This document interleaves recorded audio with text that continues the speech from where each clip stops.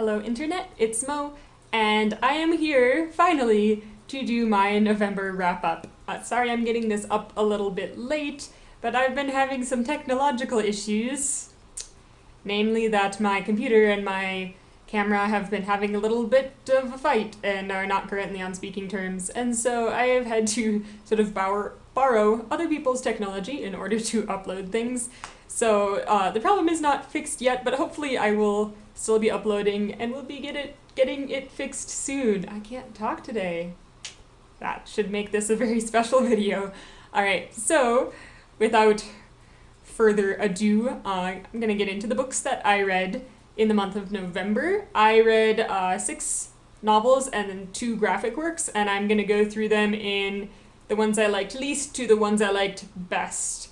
So, starting out, don't be mad at me, the first book that I read in the month of November was Soulless by Gail Carriger, and I think maybe I had a little bit high expectations for this book because there's been so much hype and so many people saying that they really just adore this series, and so I was really expecting to love it going in, and I did still enjoy it.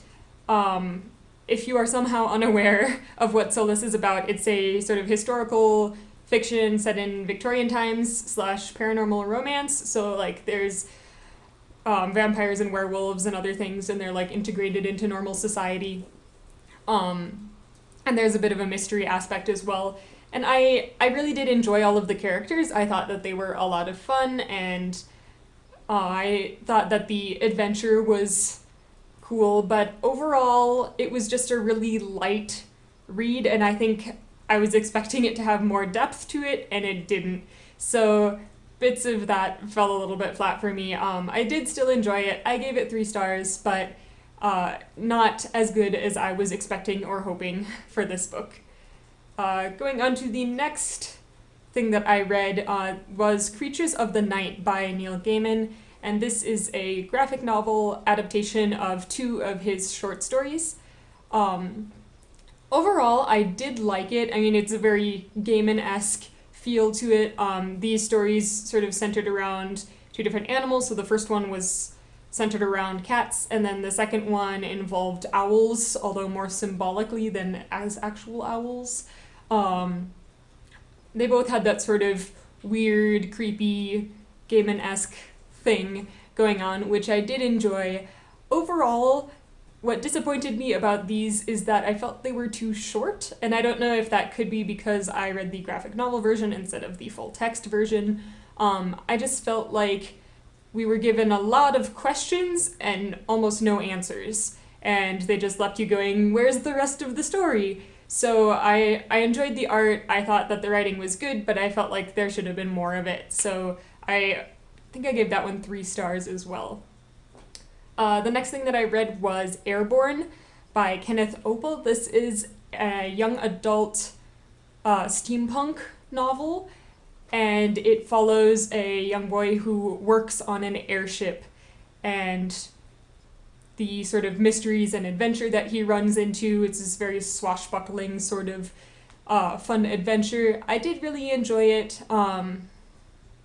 Yeah, not really much else to say about it. It wasn't like mind-blowing or anything, but it was fun.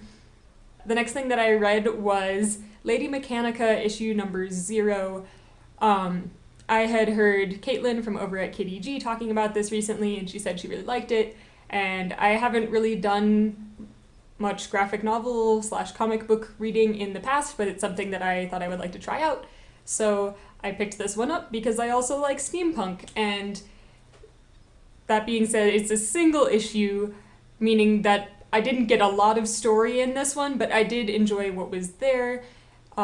Basically just being very like intro setup material for this story, introducing the main character and putting some questions out there. I thought the art style was really cool, and it looks like a story that I'm hoping to get into in the future.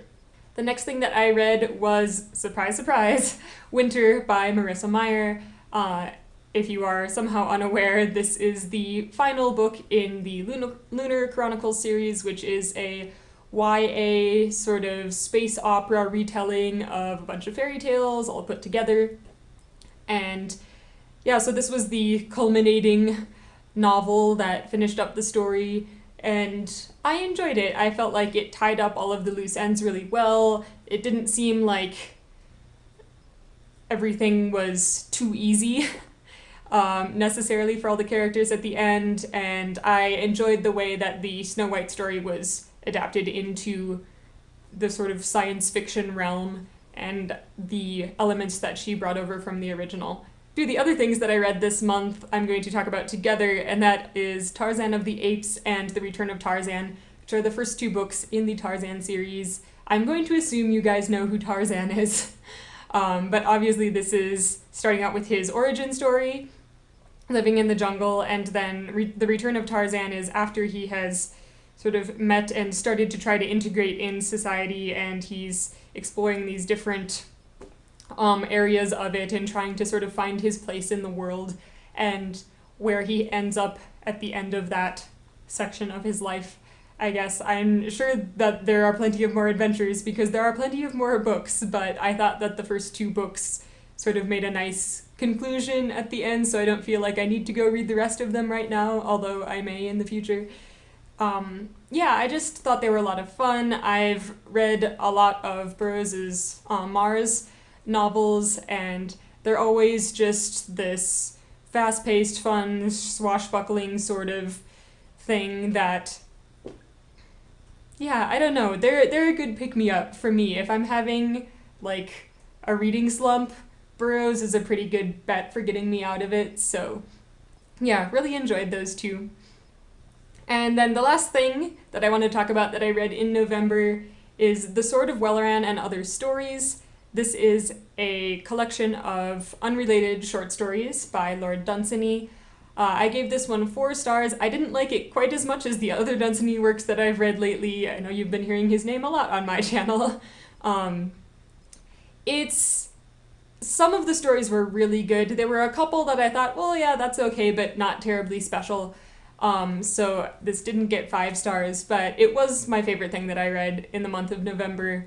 That's everything that I read in the month of November. I started a number of other things, but then didn't finish them. I was feeling a bit reading slumpy. I really can't talk today, you guys.